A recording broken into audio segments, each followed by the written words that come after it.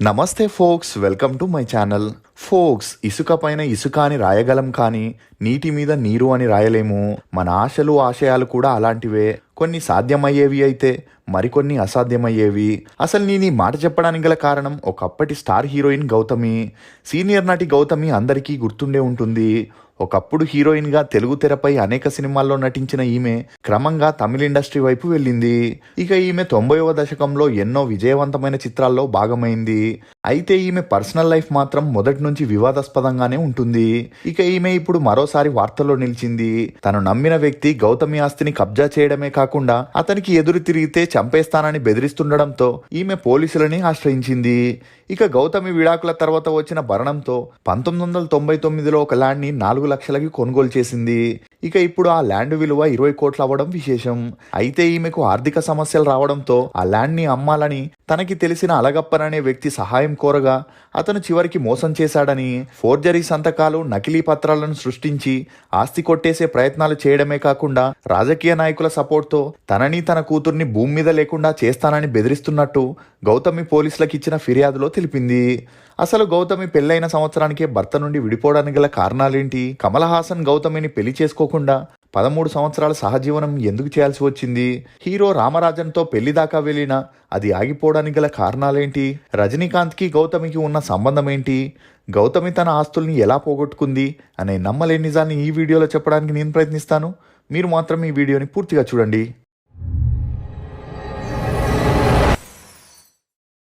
Folks, ఎవరు ఎప్పుడు ఎలా మారుతారో చెప్పలేం. సమయం కంటే వేగంగా మనుషులు మారే మనుషుల మధ్య ఉంటున్నాం. అందుకే ఎవరితో ఎంతలో ఉండాలో అంతే ఉండాలి. అలాంటి వాళ్ళని మన వాళ్ళనుకోవడం మనం చేసే అతిపెద్ద తప్పు. గౌతమి తాడిమల్ల. ఈమె 1968 జూలై 2న ఆంధ్రప్రదేశ్లోని శ్రీకాకుళంలో జన్మించింది. తండ్రి శేషగిరిరావు, తల్లి వసుంధరాదేవి. ఈమెకు గణేష్ అనే అన్నయ్య కూడా ఉన్నాడు. ఇక ఈమె తండ్రి డాక్టర్ అవ్వడంతో తరచూ ట్రాన్స్ఫర్స్ అవుతుండేవి. అలా తరచూ గౌతమి చదివే స్కూల్స్ని మార్చాల్సి వచ్చేది. ఇక గౌతమి తన స్కూలింగ్ని బెంగళూరులోని బిషప్ కాటన్ గర్ల్స్ స్కూల్లో చదివింది. గౌతమి చదువుల్లో చురుగ్గా ఉన్నప్పటికీ చిన్నప్పటి నుండే మోడలింగ్, యాక్టింగ్ మీద ఇంట్రెస్ట్ చాలా ఉండేది. ఇక తల్లిదండ్రులు కూడా ఈమెకు సపోర్ట్ చేయడంతో ఫ్యామిలీ మొత్తం చెన్నైకి వెళ్లి సెటిల్ అయ్యారు. ఇక ఇదిలా ఉన్నప్పుడే గౌతమి 10th చదివేటప్పుడు డైరెక్టర్ బాలు మహేంద్రన్ హీరో సుమన్ని పెట్టుకొని తమిళ్లో వసంతమే వరుగా అనే మూవీని ప్లాన్ చేశాడు. ఇక ఆ మూవీలో సపోర్టింగ్ క్యారెక్టర్స్ కోసం ఆడిషన్ జరుగుతుండడం తెలుసుకున్న గౌతమి 1983లో ఆడిషన్లో పాల్గొనింది. అలా ఈమె ఆ ఆడిషన్లో యాక్ట్ చేయడం చూసి ఆ మూవీలో చిన్న సపోర్టింగ్ రోల్ ఇవ్వడం జరిగింది. అలా వసంతమే వరుగా అనే మూవీ ద్వారా గౌతమి 1983లో ఇండస్ట్రీకి ఎంట్రీ ఇచ్చింది. ఇక అప్పట్లో ఇండస్ట్రీ మొత్తం మద్రాసులోనే ఉండడంతో ఒక మేనేజర్ ద్వారా యేసు జీవితానికి సంబంధించిన దయామయుడు అనే మూవీలో విజయ్ చంద్ర గారు హీరోగా చేయగా ఆ మూవీలో గౌతమికి ఒక చిన్న పాత్ర చేసే అవకాశం వచ్చింది. అలా 1983లో గౌతమి తెలుగు ఇండస్ట్రీకి కూడా పరిచయం అయింది.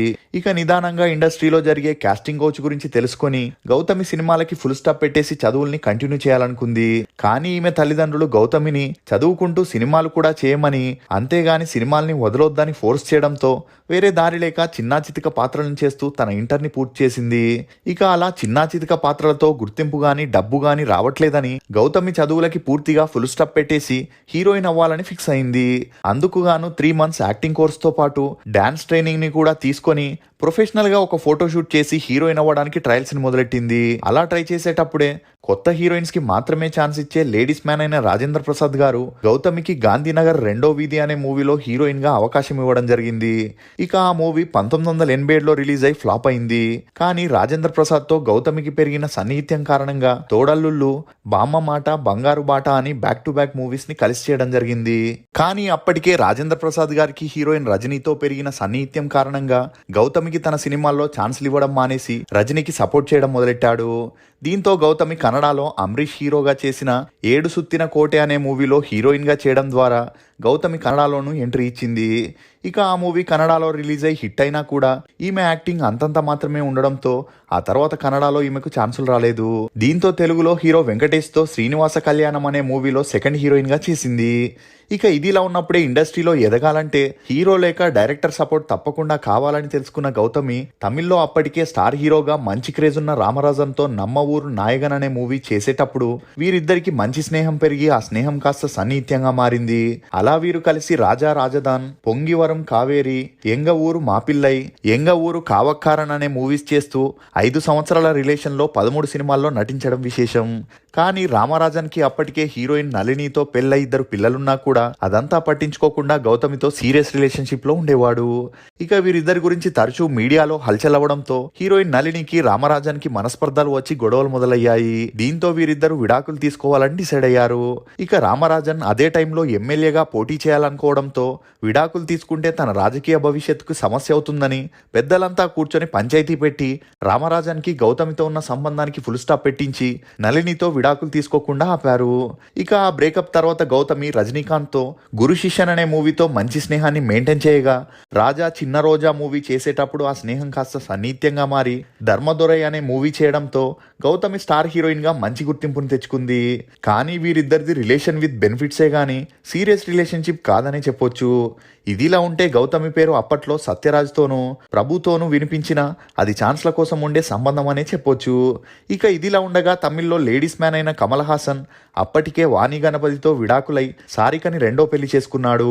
అంతేకాకుండా కమల్ హాసన్ పేరు అప్పట్లో టాప్ హీరోయిన్స్ అయిన శ్రీదేవి, జయప్రద, శ్రీవిద్య, సరిత, అంబిక అని తనతో యాక్ట్ చేసే చాలా మంది హీరోయిన్స్ తో కమల్ హాసన్ ఎఫ్ఐఆర్ పెట్టుకున్నాడనే వార్తలు హల్చల్ అయ్యేవి. అయినా టాప్ స్టార్ గా ఉన్న కమల్ హాసన్ ఇదంతా పట్టించుకునేవాడు కాదు. ఇక ఇదిలా ఉన్నప్పుడే గౌతమితో అపూర్వ సహోదర్గల్ అనే మూవీ చేసేటప్పుడు మంచి సన్నిహిత్యం పెరిగి దేవర్ మగన్, నమ్మవర్, కుర్తిపునల్ అనే మూవీస్ చేయడంతో గౌతమి కమల్ హాసన్ ఎఫ్ఐఆర్ వార్తలు మీడియాలో హల్చల్ చేసేవి. ఇక ఈ వార్తలు చూసిన గౌతమి ఫ్యామిలీ భయపడి ఈమెకు పెళ్లి చేయాలని డిసైడ్ అయ్యారు. కానీ గౌతమి మాత్రం కమల్ హాసన్ నే పెళ్లి చేసుకోవాలని, తనతోనే జీవితాంతం ఉండాలని అనుకుంది. కానీ కమల్ హాసన్ మాత్రం సారికకి విడాకులిచ్చి తనని వదులుకోవడానికి సిద్ధంగా లేనందువలన గౌతమి కోపంలో పెద్దలు కుదిర్చిన పెళ్లికి అంగీకారం తెలిపింది. అంతేకాకుండా అప్పటికే ఈమెకు సినిమాల్లో అవకాశాలు తగ్గి సపోర్టింగ్ ఆర్టిస్ట్ గా చేయడంతో సినిమాలకి పూర్తిగా ఫుల్ స్టాప్ పెట్టేసి పెళ్లి చేసుకుని సెటిల్ అవ్వాలనుకుంది. అలా ఈమె అన్నైన గణేష్ కి యుఎస్ఏలో తెలిసిన బిజినెస్ మ్యాన్ అయిన సందీప్ భాటియాతో గౌతమి పెళ్లిని ఫిక్స్ చేశారు. ఇక అలా గౌతమి తన 30వ ఏటకి 1998లో సందీప్ భాటియాని పెళ్లి చేసుకుంది. అలా పెళ్లైన కొత్తలో అన్నీ బాగున్నప్పటికీ గౌతమి కమల్ హాసన్ మీదున్న ప్రేమని మర్చిపోలేకపోయింది. ఇక అలా మధ్యలో కమల్ హాసన్ యుఎస్ఏకి వెళ్లడం, గౌతమి చెన్నైకి రావడంతో భార్యాభర్తలిద్దరికి మనస్పర్ధలు వచ్చాయి. ఇక అదే సమయంలో గౌతమి ప్రెగ్నెంట్ అవడంతో ఆ గొడవలు తారాస్థాయికి వెళ్లాయి. అలా ఈమె ప్రెగ్నెంట్ గా ఉన్నప్పుడే వీరిద్దరూ విడాకులకు కూడా అప్లై చేసుకోవడం జరిగింది. ఇక 1999లో సుబ్బలక్ష్మి అనే అమ్మాయికి గౌతమి జన్మనిచ్చింది. అలా అమ్మాయి పుట్టిన నెలకే సందీప్ భాటియా గౌతమికి విడాకులిచ్చేసి భరణంగా కొంత అమౌంట్ ఇచ్చి వీరి రిలేషన్ కి ఫుల్ స్టాప్ పెట్టేశాడు. దీంతో గౌతమి ఇమీడియట్ గా యుఎస్ఏ నుండి చెన్నైకి వచ్చేసింది. ఇక అలా చెన్నైకి వచ్చి కమల్ హాసన్ తో రిలేషన్ ని కొనసాగించేది. ఇక ఇదంతా తెలియని సారిక కమల్ హాసన్ ని గుడ్డిగా నమ్మింది. అలా సారికని కమల్ హాసన్ నుండి దూరం చేసి గౌతమి దగ్గరవ్వాలనుకుంది. అందుకోసం గౌతమి సారికని ఒక ఫంక్షన్లో కలవడం, గౌతమి జీవితంలో జరిగిన బాధలన్నీ చెప్పుకుంటూ సారికతో మంచి స్నేహాన్ని ఏర్పరచుకుంది. ఇక ఈ స్నేహం కారణంగానే తరచూ సారిక ఇంటికి వెళ్తుండేది. అలా వీరిద్దరూ పార్టీస్ చేసుకుంటూ సారికకి మద్యం అలవాటు చేసింది.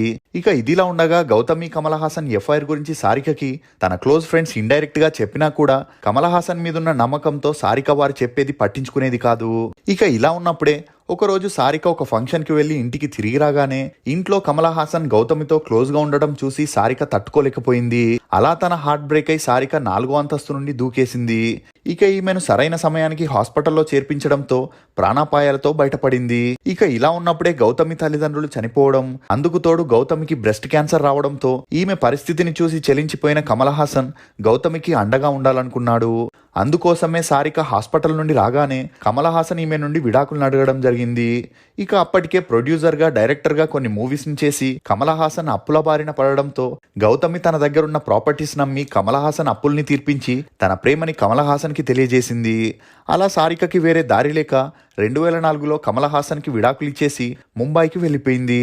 నేను ఆల్రెడీ సారిక గురించి ఒక వీడియో చేశాను, చూడని వారుంటే కమెంట్ సెక్షన్ లో లింక్ ఇస్తాను, తప్పకుండా చూడండి. ఇక సారిక వెళ్ళిపోవడంతో కమల్ హాసన్ గౌతమిని, ఆమె కూతుర్ని తన ఇంట్లోకి తీసుకువచ్చి 2004 నుండి వీరిద్దరూ సహజీవనం చేయడం మొదలెట్టారు. ఇక అలా గౌతమి కమల్ హాసన్ ని పెళ్లి చేసుకోవాలనుకున్న కమల్ హాసన్ ఆ మ్యాటర్ ని పోస్ట్ పోన్ చేస్తూ 13 ఏళ్లు లివింగ్ టుగెదర్ లో ఉన్నారు. ఇక ఇదిలా ఉంటే శృతి హాసన్ అప్పటికే హీరోయిన్ గా చేయడం మొదలెట్టింది. అలా గౌతమి తమ ఇంట్లో ఏ రైట్స్ లేకుండా తన కూతురితో ఉండడం తట్టుకోలేక శృతి హాసన్ తరచూ గౌతమితో గొడవ పడేది. ఇక కమల్ హాసన్ విశ్వరూపం, ఈనాడు, ముంబై ఎక్స్ప్రెస్ అనే మూవీస్ ని ప్రొడ్యూస్ చేసేందుకు గౌతమి దగ్గర ఉండే డబ్బుని తీసుకోవడం జరిగింది. అలా ఆ మూవీస్ రిలీజ్ అయి ఫ్లాప్ అవడంతో కమల్ హాసన్ కి భారీ నష్టాలు వచ్చాయి. దీంతో శృతి హాసన్ తో గౌతమికి ఎన్ని గొడవలు జరిగినా కమల్ హాసన్ దీన్ని పట్టించుకునేవాడు కాదు. ఇక ఇదిలా ఉన్నప్పుడే విశ్వరూపం మూవీ చేసేటప్పుడు ఆ మూవీలో హీరోయిన్ గా చేసిన పూజా కుమార్ కి కమల్ హాసన్ కి మంచి సన్నిహిత్యం ఏర్పడింది. దీంతో కమల్ హాసన్ గౌతమిని నెగ్లెక్ట్ చేయడం మొదలెట్టాడు. ఇక దీన్ని గమనించిన గౌతమి కమల్ హాసన్ తనని అన్ని విధాలుగా వాడుకుంటున్నాడని చాలా ఆలస్యంగా గ్రహించిన గౌతమి కమల్ హాసన్ నుండి విడిపోవాలనుకుంది. అందుకోసం తన దగ్గర తీసుకున్న డబ్బుని కమల్ హాసన్ ని తిరిగివ్వమని అడగగా అప్పటికే అప్పులు ఎక్కువ అవడంతో కమల్ హాసన్ ఇవ్వలేకపోయాడు. దీంతో గౌతమి చేసేదేమీ లేక కమల్ హాసన్ తోనూ ఉండలేక తన కూతుర్ని తీసుకొని చెన్నైలో ఒక అద్దింట్లోకి వెళ్ళిపోయింది. ఇక ఇదిలా ఉన్నప్పుడే సొంతిల్లు కొనుక్కునేందుకు తన ఊర్లో ఉన్న ల్యాండ్స్ ని అమ్మాలనుకుంటే దాన్ని కూడా ఫోర్జరీ చేసి దోచుకోవడం జరిగింది. ఇక ఇప్పుడు వేరే దారి లేక ఆర్థిక సమస్యల కారణంగా మనమంతా అనే మూవీ ద్వారా గౌతమి సపోర్టింగ్ ఆర్టిస్ట్ గా తన సెకండ్ ఇన్నింగ్స్ ని స్టార్ట్ చేయడం జరిగింది. అలా తెలుగులోను శాకుంతలం, అన్ని మంచి శకునాలే, స్కంద అనే మూవీస్ చేస్తూ కొన్ని వెబ్ సిరీస్ లో కూడా యాక్ట్ చేస్తుంది. అంతేకాకుండా తన కూతుర్ని త్వరలోనే సినిమాల్లోకి ఎంట్రీ ఇప్పించి తనలాగే స్టార్ హీరోయిన్ చేయాలని గౌతమి ప్లాన్ చేస్తుంది. ఇక ఏ ప్రేమ కోసమైతే గౌతమి అన్ని వదులుకొని వచ్చిందో అదే ప్రేమ వల్ల మళ్ళీ ఒంటరిగా మిగిలిపోవడం చాలా బాధాకరం. ఇప్పటి వరకు గౌతమి హీరోయిన్ గా, సపోర్టింగ్ ఆర్టిస్ట్ గా కన్నడ, తెలుగు, తమిళ్, మలయాళం, హిందీ భాషల్లో కలిపి 100 సినిమాల్లో యాక్ట్ చేసింది. ఇక ఈమె నటనకు గాను 2 తమిళనాడు స్టేట్ అవార్డ్స్ ని, ఒక ఫిలింఫేర్ అవార్డుతో పాటు ఒక నంది అవార్డుని కూడా అందుకుంది. మీకు గౌతమి నటించిన సినిమాల్లో ఫేవరెట్ ఏదనేది కమెంట్ సెక్షన్లో తప్పకుండా తెలియజేయండి. ఫోక్స్, ప్రతి మనిషి కొన్ని అలవాట్లకి బానిసైనట్టు ప్రతి మనసు కొన్ని మనసులకి బానిసవుతుంది. ఆ మనసు దూరంగా ఉన్నా, కనిపించకపోయినా, మాట్లాడకపోయినా ఆ మనసు లోపల వేదన చెందుతుంటుంది. ఇది ఫోక్స్ నటి గౌతమి గురించి కొన్ని నమ్మలేని నిజాలు. ఈ వీడియో మీద మీ అభిప్రాయాన్ని కమెంట్ సెక్షన్లో తప్పకుండా తెలియజేయండి. For more interesting videos please subscribe to CR voice. Thank you.